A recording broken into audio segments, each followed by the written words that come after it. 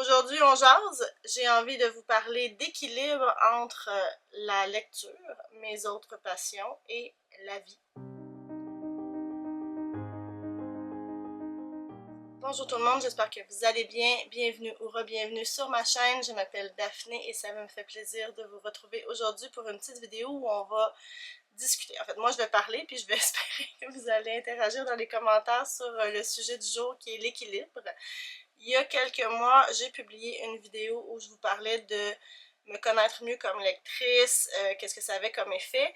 Je vous avoue que cette vidéo-là, j'étais super nerveuse de la poster parce que je me disais, mon Dieu, mais est-ce que je dis des trucs qui sont super évidents que tout le monde connaît? Puis finalement, vous avez été extrêmement généreux dans les commentaires. J'ai vraiment beaucoup aimé les discussions qu'on a eues ensemble. Ensuite, de vous entendre aussi sur le sujet. C'était formidable. Fait que j'avais envie de recommencer aujourd'hui avec un autre sujet qui est un peu d'actualité pour moi en ce moment. Donc, ça va être moi, assise comme ça, qui va vous parler. J'espère que ça va vous intéresser.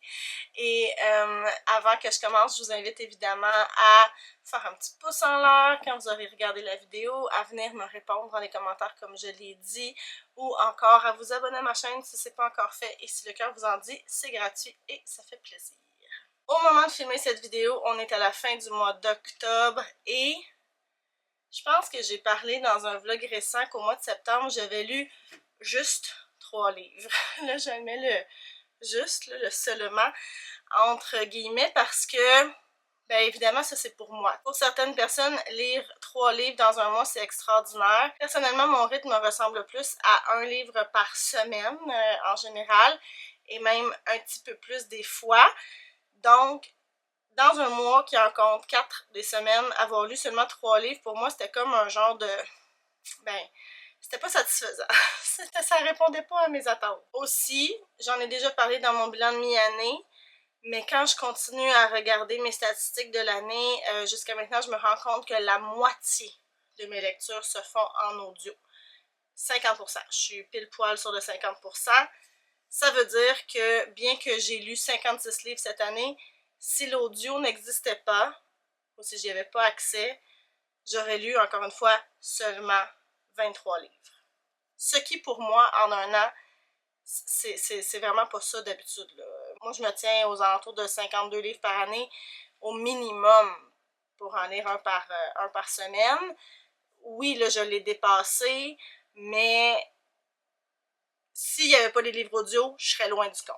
Tout ça, évidemment, ça me fait réfléchir, je me pose bien des questions. Puis j'avais envie aujourd'hui de parler avec vous d'équilibre, parce que la lecture, c'est important dans ma vie, mais ce n'est pas tout ce qu'il y a dans ma vie. Puis je suis vraiment en réflexion là-dessus, puis j'avais envie de le partager avec vous, puis voir si vous êtes, vous aussi vous vivez les mêmes choses, ou si pour vous c'est complètement différent, donc vous me direz. Puis évidemment, tout ça c'est par rapport à moi-même, donc ça représente ce que moi je vis, ce que moi je pense, donc c'est mon expérience. Et on est tous différents, donc prenez ça pour ce que ça vaut. Donc c'est ça, dans les derniers temps, je me suis vraiment questionnée sur cet équilibre-là dans ma vie que j'ai pas l'impression d'atteindre ou que je recherche en fait. Un équilibre entre, oui, la lecture, mais aussi, bon, tout ce que j'aime faire autre, comme genre tricoter ce joli cardigan que j'ai fait moi-même.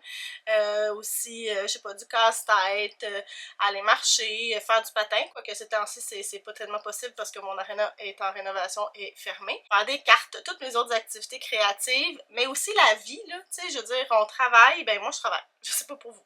Je travaille, je dois faire des tâches ménagères, du ménage, du lavage, je dois aller faire l'épicerie, je dois faire les repas.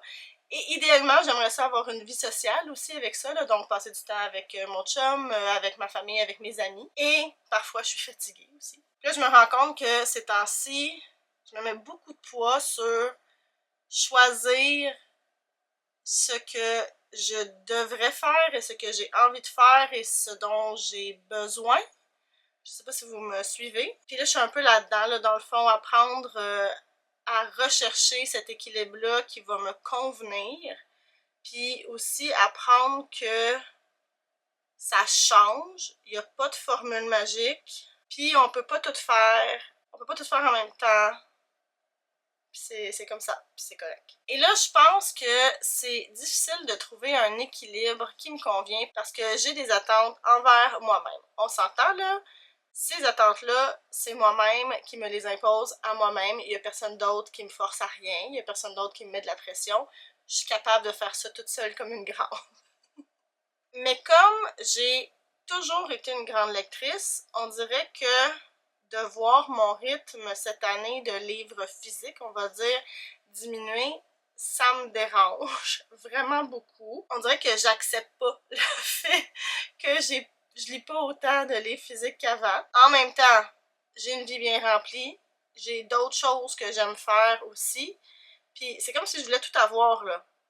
Mais c'est pas réaliste. Ces temps-ci, particulièrement au travail, j'ai des journées super exigeantes. Ça se passe bien, je vais bien, je ne suis pas épuisée et j'aime ce que je fais, mais ce sont des journées drainantes pour vrai.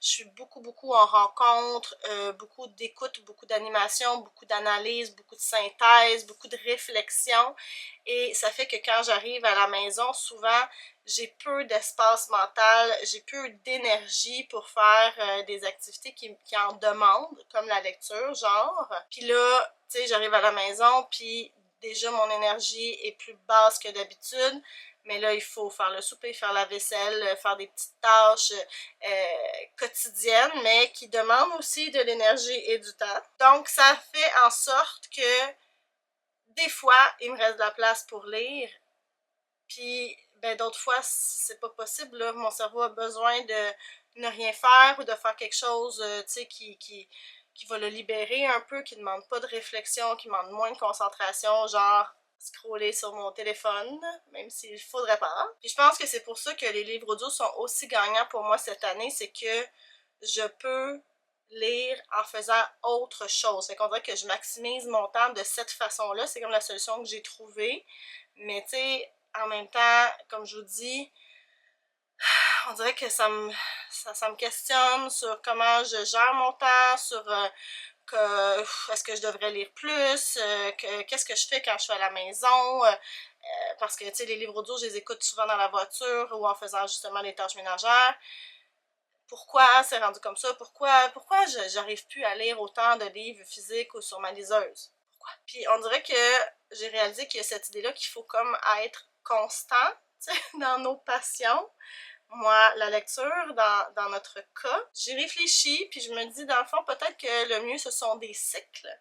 Des cycles où peut-être à un moment donné, je lis plus parce que je suis plus disponible et d'autres moments où ça va être une période de binge-watching de séries télé parce que c'est ça que je suis capable de faire ou une période où j'ai vraiment besoin que mon cerveau s'évade dans la création, donc c'est ça aussi que je vais faire, donc essayer de voir ça un petit peu par cycle. Je suis là-dedans. C'est facile de le dire, le faire à cette heure. Aussi, j'ai l'impression que on met souvent de la pression, on se met souvent de la pression pour comme rentabiliser un peu nos loisirs, nos passions, tu sais, il faut être efficace, il faut être productif. Je sais pas si c'est à cause de la société dans laquelle on vit, mais quand je lis pas, je suis chez nous, là. J'arrive de travailler, j'ai fait le souper, la vaisselle est faite, nanana, mais là, je suis fatiguée, je veux pas me coucher tard non plus. Moi, je suis une petite bébête qui se couche de bonne heure parce que sinon, je suis encore plus fatiguée, puis là, je me dérègle, puis je me désorganise, puis c'est pas le fun, là. Il y a beaucoup de larmes dans ce temps-là. Donc, je me livre à vous, hein. Donc, quand tout est fait, puis qu'il me reste peut-être une heure et demie de temps, ben là, il y a une petite voix là, qui me dit « Mais là, il faudrait que tu lises parce que tu es en retard dans tes lectures physiques, puis tu lis pas beaucoup physique. » Puis en même temps, l'autre bord, quand je suis dans une période où je lis beaucoup, puis là, je vois mon sac avec mon tricot en cours ou, tu sais, mon diamond painting que j'ai commencé puis qui traîne depuis des semaines et des semaines et des semaines. Puis là, je me dis, ben là, ton tricot, il avance pas. Faudrait bien que tu avances ton tricot. Puis là, ton diamond painting, tu vas le finir quand? T'aimes ça, faire ça? Qu'est-ce que t'attends pour le faire? Fait que c'est jamais gagnant. Il y a toujours de la pression.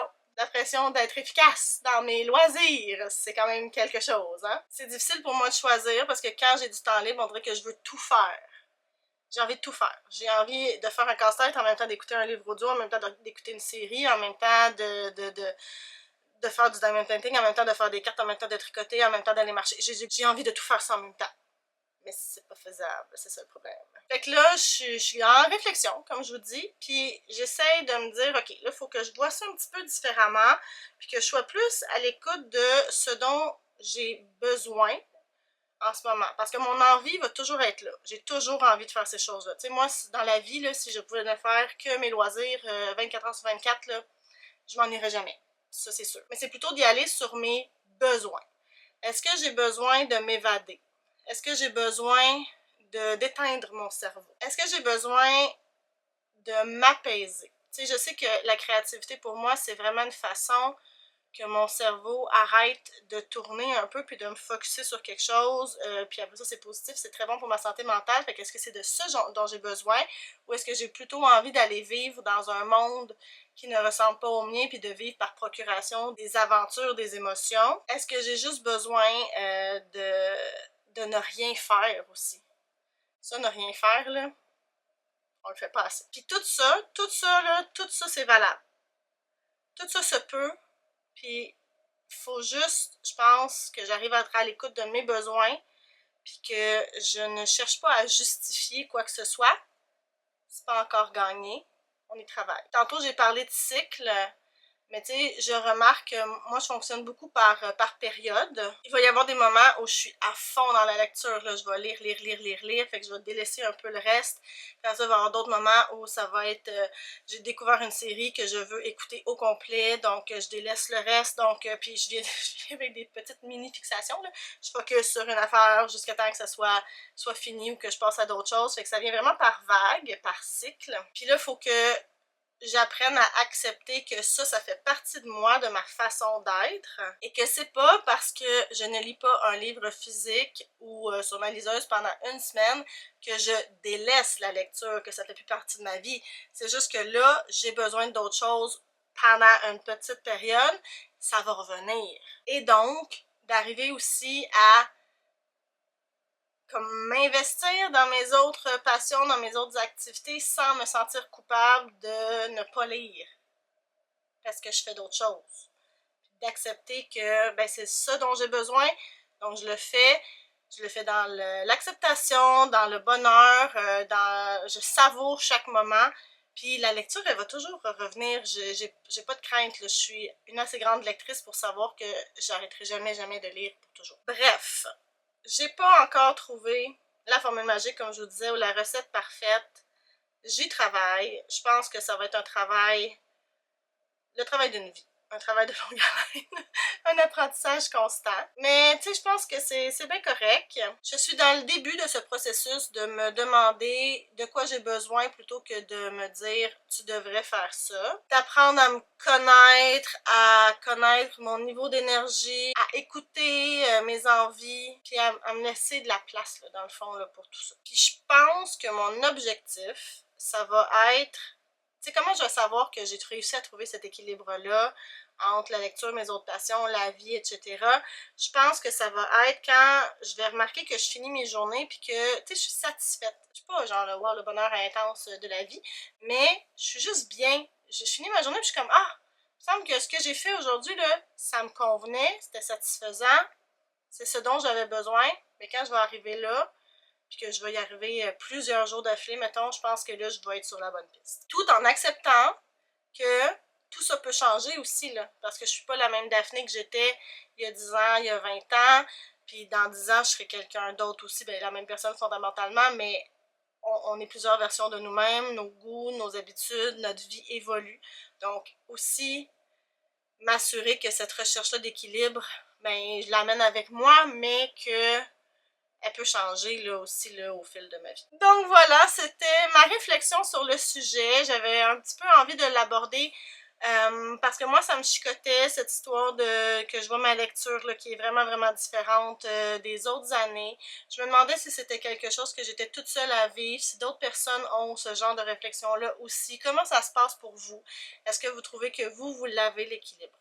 Donc, je vous invite évidemment à m'écrire tout ça dans les commentaires. Si vous êtes rendu jusqu'à la fin de la vidéo et que vous ne savez pas quoi dire, mettez-moi un petit emoji de balance. Et je vous remercie d'avoir été là. Je vous embrasse et je vous dis à bientôt. Bye!